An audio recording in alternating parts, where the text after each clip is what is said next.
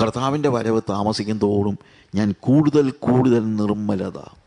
1000 metre ഓടാൻ ഉള്ള ഒരു ഓട്ടം എൻ്റെ മുമ്പിലുണ്ടെങ്കിൽ ഒരു നിമിഷം കൊണ്ട് ഞാൻ 1000 മീറ്റർ ഓടണമെന്ന് നിർബന്ധമില്ല, പറ്റത്തില്ല. ഞാനിങ്ങനെ ഓടിക്കൊണ്ടിരിക്കുകയാണ്. പക്ഷേ ഞാൻ കുറേ കൂടെ അടുത്ത്. പൗലോസ് യാത്ര തുടങ്ങുമ്പോൾ പറയുന്നു, ഞാൻ പിടിച്ചുവെന്ന് നിരൂപിക്കുന്നില്ല, പിടിക്കാമോ എന്ന് വെച്ച് ഓടുന്നതേ ഉള്ളൂ. പിടിക്കാമോ എന്ന് വെച്ച് നിൽക്കുകയല്ല, പിടിക്കാമോ എന്ന് വെച്ച് ഓടുകയാണ്. ഇന്നലത്തേക്കാൾ നമ്മൾ പാട്ടൊക്കെ, അത് ഈ പഴയ പാട്ടുകളൊക്കെ എന്നാ നല്ല പാട്ടുകളാണ് അല്ലേ. ഇന്നലേക്കാൾ ഇന്ന് ഞാനൻ പ്രിയൻ നാടിനോട് ഏറ്റവും അടുത്തതേ, എനിക്ക് എത്ര ആനന്ദം നോക്കേ. ഓ, എന്തൊരു സന്തോഷമല്ലേ. കുറേ കൂടെ അടുത്ത്.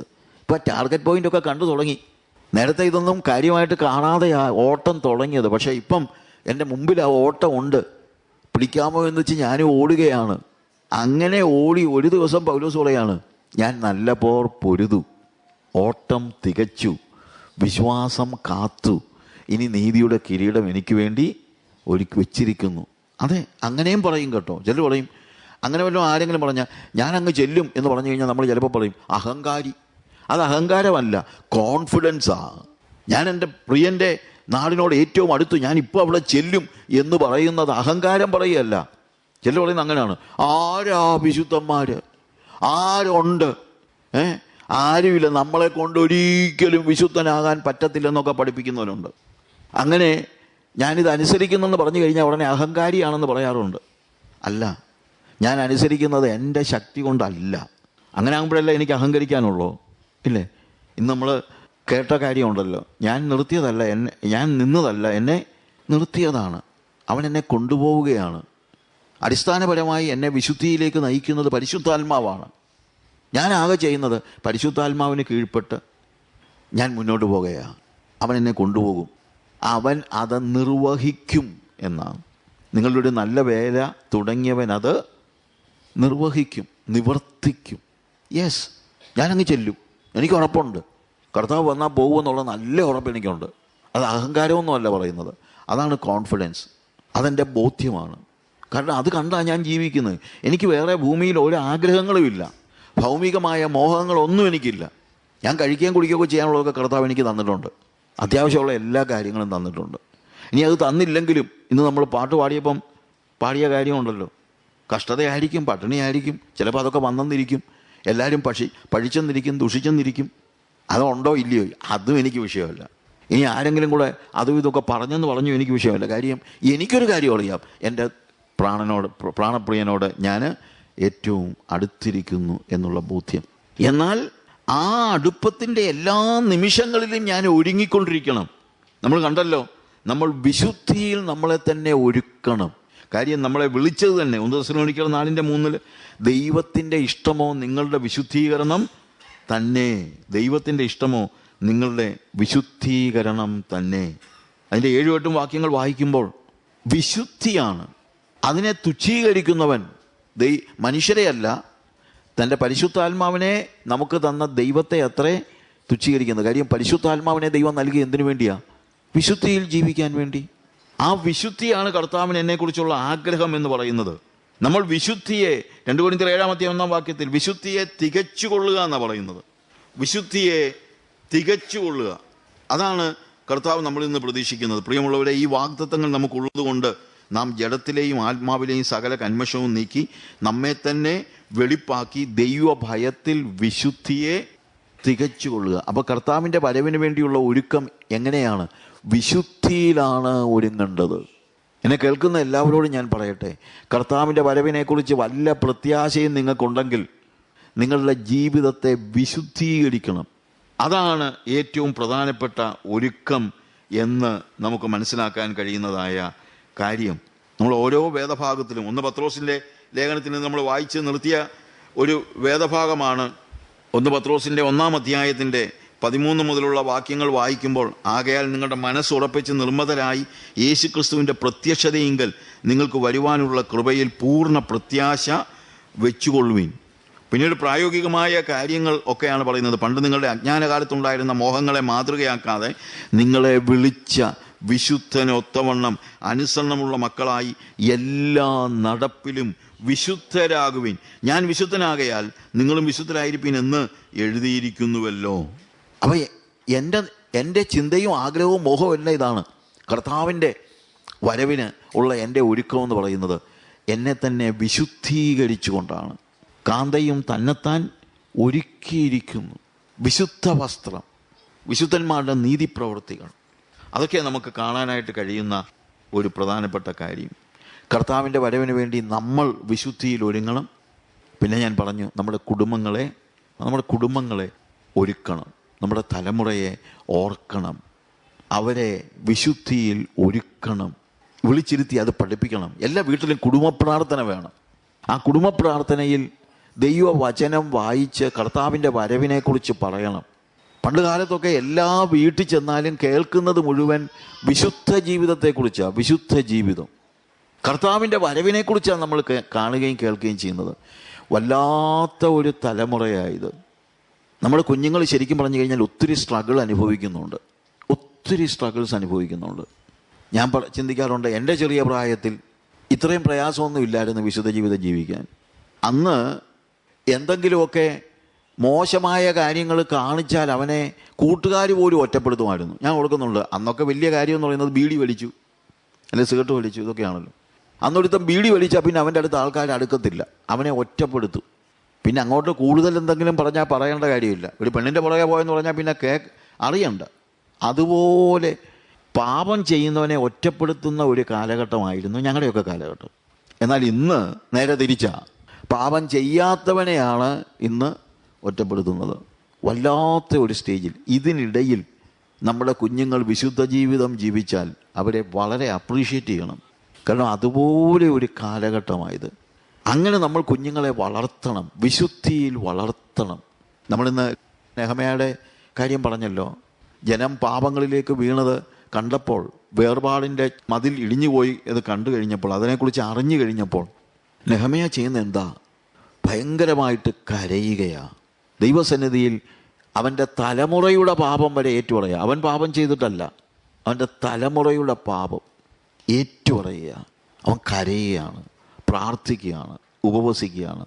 നമ്മളിതെല്ലാം ചെയ്യണം. പ്രാർത്ഥിക്കുകയും ഉപവസിക്കുകയും എല്ലാം ചെയ്യണം.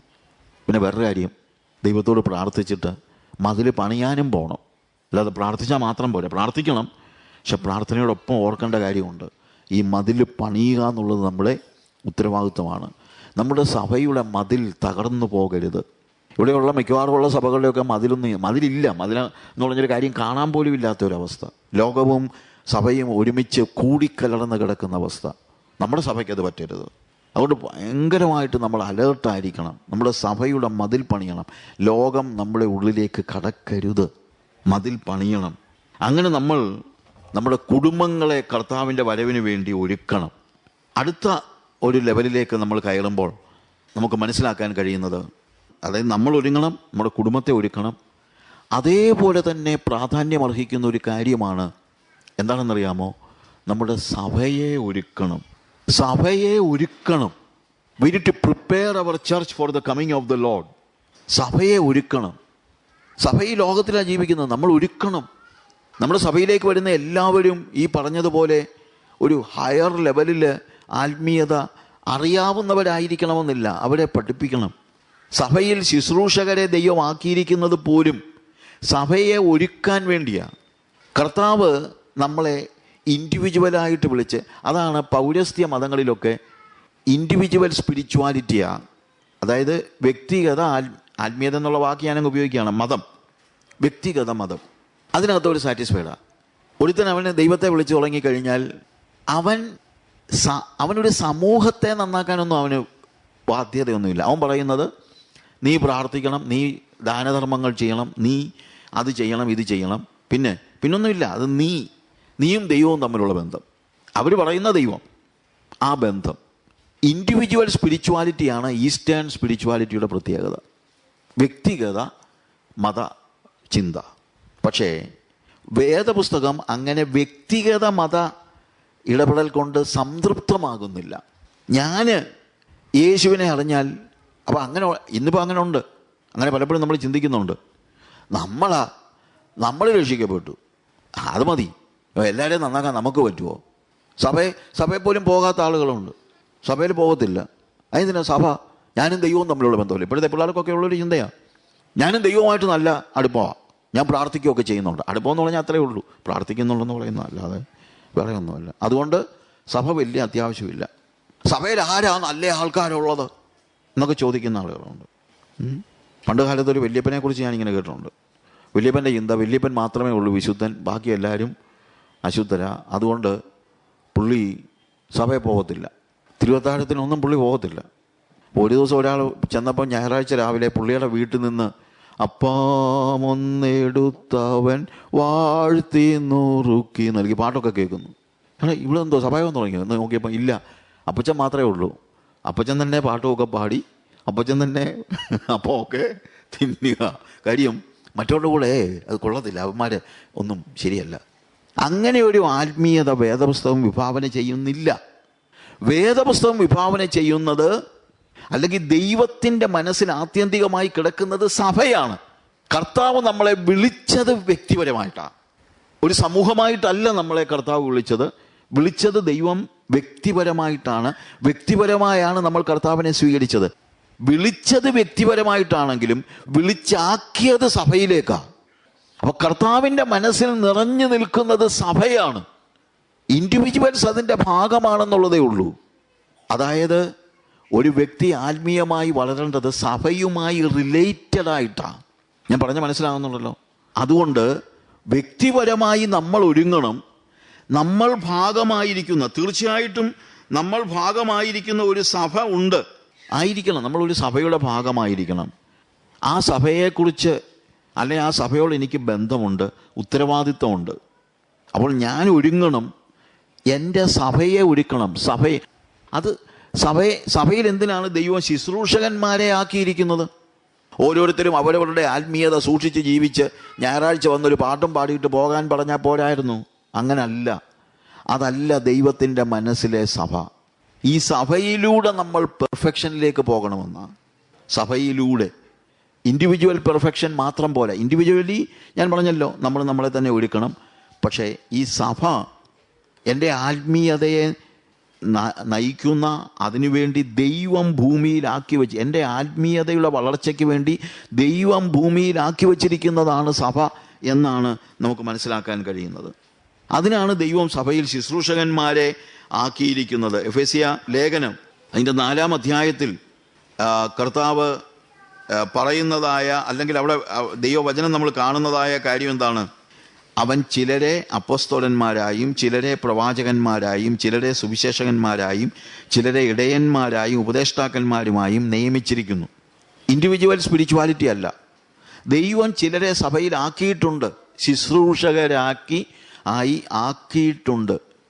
അത് ദൈവം, അത് ആര് ചെയ്തെന്ന? അവൻ ചിലരെ അപ്പോസ്തലന്മാരായി. ആര് ചെയ്തതാ? ഇത് ദൈവം ചെയ്തതാ. സഭയിലെ ശുശ്രൂഷ എന്ന് പറയുന്നത്, ശുശ്രൂഷകർ എന്ന് പറയുന്നത് ദൈവം അപ്പോയിന്റ് ചെയ്തവരാ. കമ്മിറ്റി അല്ല ഞാൻ പറയുന്നത്, ശുശ്രൂഷകർ. കമ്മിറ്റി അല്ല, പക്ഷെ ശുശ്രൂഷകരെ ദൈവം സഭയിൽ ആക്കിയിരിക്കുന്നു.